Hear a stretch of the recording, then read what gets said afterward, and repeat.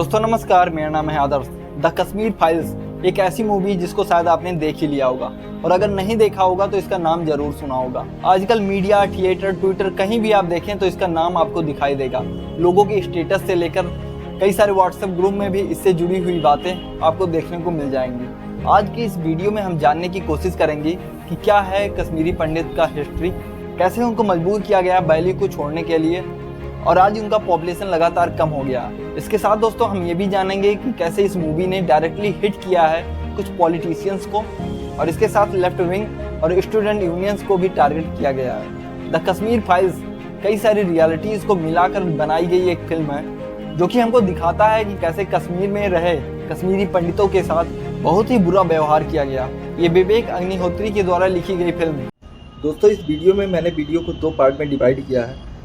पहले 1 minute 18 second से लेकर 3 मिनट 18 सेकंड के बीच में इस फिल्म के बारे में ही जानकारी दी गई है। अगर आपने फिल्म को ऑलरेडी देख रखा है तो आप इस पार्ट को स्किप भी कर सकते हैं, और कंप्लीट हिस्ट्री जो कश्मीरी पंडित के बारे में है वो 3 मिनट 18 सेकंड से शुरुआत हो जाता है। फिर भी अगर आप डीपली जानना चाहते हैं तो वीडियो को पूरा देखिएगा। जो कि घूमती है कृष्णा पंडित, जो कि एक जेएनयू में पढ़ने वाले स्टूडेंट होते हैं, उनके फैमिली के बैकग्राउंड से। कृष्णा पंडित को शुरू से ही उनके ग्रैंडफादर ने बताया कि उनके पेरेंट्स का एक्सीडेंट हो गया था, जो कि लगभग 30 साल से जस्टिस की मांग कर रहे थे। कृष्णा पंडित एक ऐसा स्टूडेंट रहता है जो कि दो आइडियोलॉजी या फिर हम कह सकते हैं कि 2 पॉइंट्स को लेकर कंफ्यूज रहता है। दोस्तों पहला नैरेटिव उसके अंदर आता है प्रो आज़ादी जेएनयू प्रोफेसर पल्लवी जोशी की वजह से, जो कि हर स्टूडेंट्स को बताती हैं कि कश्मीर के कॉज के पीछे इंडियन गवर्नमेंट का हाथ है। इसके साथ वो कश्मीर को इंडिया से अलग मानती हैं और स्टूडेंट्स को हर बार प्रोटेस्ट करवाती हैं, और चुनाव में अपना फ़ायदा पाने के लिए अपने ग्रुप्स के वो स्टूडेंट्स से कहती हैं कि आप लोग इंडिया से अलग हैं। और दूसरी तरफ जब पुष्कर नाथ जी का डेथ हो जाता है तो कृष्णा उनकी लास्ट विशेष को फुलफिल करने के लिए कश्मीर जाता है। कश्मीर में नाथ के 4 दोस्तों से वो मिलता है। एक तो थे जर्नलिस्ट, एक थे डॉक्टर, एक फॉर्मर पुलिस ऑफिसर और एक रिटायर्ड सिविल ऑफिसर। वहाँ पर चारों लोग दोस्तों ये देखकर शॉक हो जाते हैं कि कृष्णा को उसके पेरेंट्स की डेथ के बारे में नहीं पता। इसके बाद द कश्मीर फाइल्स कृष्णा के लिए एक डिस्कवरिंग मूवमेंट होता है। वो और भी ज़्यादा जानना चाहता है कि आखिर में रियलिटी क्या है, और जिसके बाद कई ऐसे सीन आते हैं जहाँ पर एक ट्रॉमा देखने को मिलता है। जैसे कि एक सीन में हम देख सकते हैं कि कृष्णा के मदर को कृष्णा के फादर के खून से सना हुआ चावल खिलाने के लिए प्रेशराइज किया जाता है। इसके साथ साथ दोस्तों इस मूवी में 2 वर्ड्स के बीच में एक डिफरेंस क्रिएट करने की कोशिश की गई है। एक तरफ वर्ड रहता है एक्सोडस और दूसरी तरफ वर्ड रहता है जेनोसाइड। एक्सोडस का जनरली मतलब होता है कि किसी एक जगह पे खूब ढेर सारे लोगों का उस जगह से दूसरी जगह पर माइग्रेट होना, और वहीं जेनोसाइड का मतलब दोस्तों बहुत ही डीप है। इसका मतलब है कि एक कम्युनिटी को टारगेट करके उसको मारना, उसका धर्म परिवर्तन करवाना। दोस्तों चलिए अब जानते हैं कि आखिर में कश्मीरी पंडितों का हिस्ट्री क्या रहा है, कैसे इनको कश्मीर से डराकर, भगाकर और मारकर इनको कश्मीर से अलग कर दिया गया।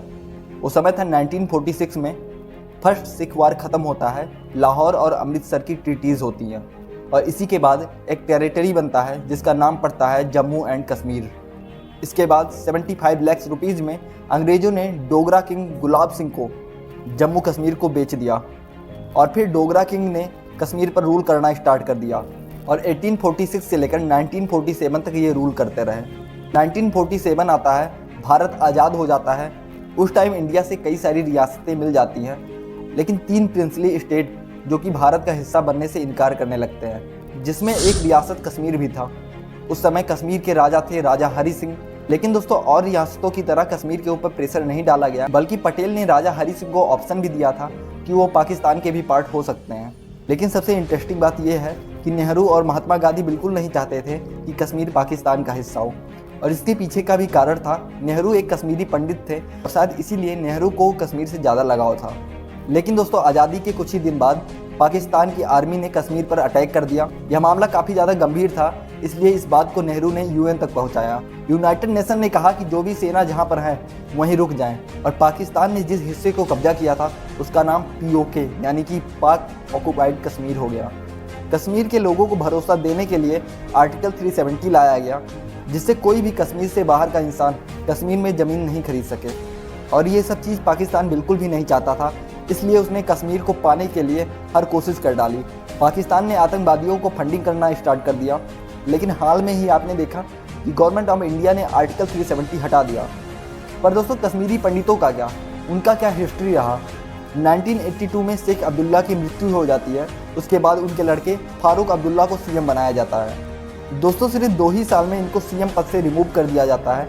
इसके बाद जम्मू कश्मीर के सीएम बनते हैं गुलाम मोहम्मद साह, और इनके सीएम बनते ही JKLF ने बहुत तेज़ी से एक्टिव होना स्टार्ट कर दिया। जब भी आप किसी का मर्डर करते थे तो क्या हमेशा इशफाक मजीद वानी का ऑर्डर होता था तब करते थे, या अपनी मर्जी से भी कर सकते थे? नहीं, अपनी मर्जी से मैं किसी को नहीं मारता था। ऊपर से ऑर्डर मिलता था, लीडर ऑर्डर देते थे कि अच्छा, ऑर्डर दे किसी को मार दो, आप मार देते थे? हाँ जी, चाहे वो कोई भी हो?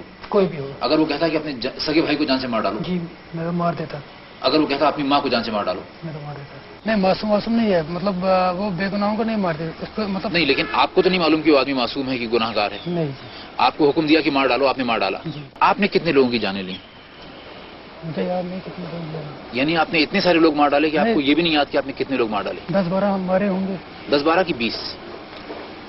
अब 20 ही लगा, 20 ही मारे। सारे के सारे कश्मीरी पंडित थे कि कोई मुसलमान भी थे उसमें? मुस्लिम थे उसमें। कितने मुस्लिम, कितने कश्मीरी पंडित थे? ज्यादा कश्मीरी पंडित थे? जी। क्यों, ऐसा क्यों? ऊपर से ऑर्डर मिलता था। और 1986 में राजीव गांधी गवर्नमेंट ने अयोध्या की बाबरी मस्जिद का ताला भी खोल दिया, और इसका बहुत डीप इम्पैक्ट पड़ा दोस्तों कश्मीर में। कश्मीर में हिंदूज़ के टेम्पल, शॉप, घर, हर जगह अटैक होने लगा। इसके बाद गुलाम मोहम्मद शाह का खूब विरोध होने लगा, और तब के पीएम राजीव गांधी ने उनको सीएम पद से रिमूव कर दिया। फिर फारूक अब्दुल्ला को सीएम बनाया गया। इसके बाद मिलिटेंट्स ने कई अटैक किए। एक तो बीजेपी लीडर टीकालाल टापलू की हत्या कर दी गई, और इसी के साथ मकबूल भट्ट को फांसी की सज़ा सुनाने वाले जज नीलकंठ गंजू को भी मार दिया गया। आपको बता दें कि नीलकंठ गंजू भी एक कश्मीरी पंडित थे। खूब टारगेट किया गया इन कश्मीरी पंडितों को। और अगर हम कश्मीरी पंडित संघर्ष समिति की बात माने तो इनके डेटा से हमको पता चलता है कि जनवरी 1990 में मोर देन 75,000 पंडितों ने कश्मीरी घाटी को छोड़ दिया। और अगर हम इसी का यानी कि कश्मीरी पंडित संघर्ष समिति की बात माने तो हमको पता चलता है कि 1990 से लेकर 2011 तक 399 कश्मीरी पंडित मारे गए। और दोस्तों, आज ये हाल है कि सिर्फ 8,000 कश्मीरी पंडित की फैमिलीज ही कश्मीरी घाटी में रह रही हैं। दोस्तों, अभी गवर्नमेंट ने जब से आर्टिकल 370 हटाया है तब से कई सारे रिपोर्ट आ रहे हैं कि ढेरों कश्मीरी पंडित वापस कश्मीर जा रहे हैं। अब गवर्नमेंट की भी रिस्पॉन्सिबिलिटी बनती है कि अगर ये वापस अपने घर जाना चाह रहे हैं तो इनको सिक्योरिटी दी जाए, क्योंकि ये कश्मीर में अब माइनॉरिटी ही हैं, और इनको हमेशा डर बना रहेगा कि फिर से इनके ऊपर 1990 की तरह कोई अटैक ना हो जाए, फिर से इनको मजबूर ना कर दिया जाए ज़बरदस्ती उनके ही घर को छोड़ने के लिए।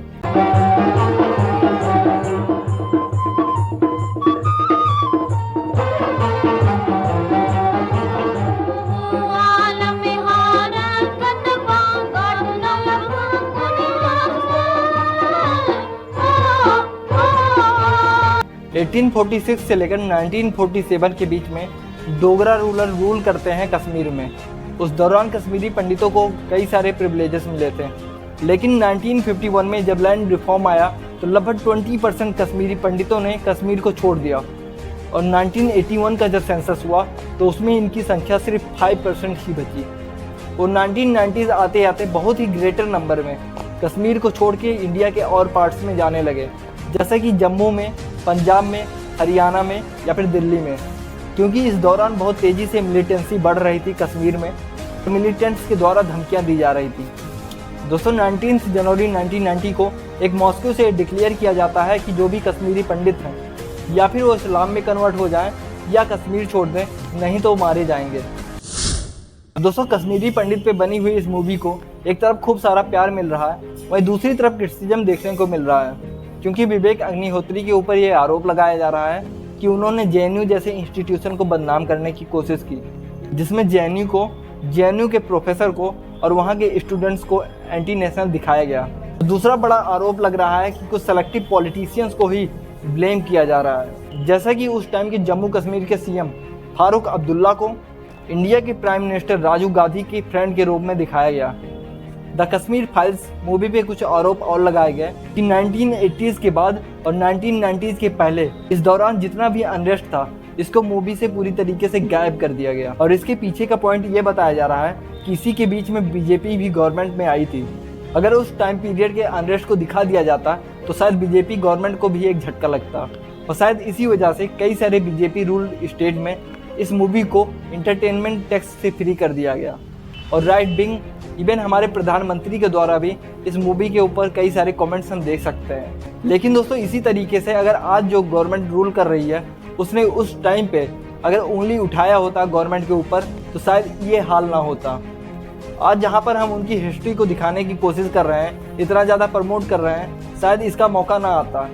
दोस्तों कश्मीरी पंडितों का एक हिस्टोरिकल फैक्ट जिस पर कोई क्वेश्चन नहीं कर सकता, उस हिस्ट्री को अगर पॉजिटिव वे में प्रमोट किया जाए तो इसका इफेक्ट पॉजिटिव ही होगा। लेकिन अगर इस मूवी को निगेटिव वे में प्रमोट करने की कोशिश की जाती है तो इसका रिजल्ट डेंजरस हो सकता है, क्योंकि इस मूवी के कई सीन में हम देख सकते हैं इस्लामोफोबिया दिखाया गया है, जिसका एक निगेटिव इफेक्ट हो सकता है इंडिया के फ्रेटर्निटी पे, और इंडिया के सेकुलरिज्म पर भी क्वेश्चन उठाने का एक निगेटिव इफेक्ट पड़ सकता है। दोस्तों ये था मेरा ओपिनियन और कुछ फैक्ट्स।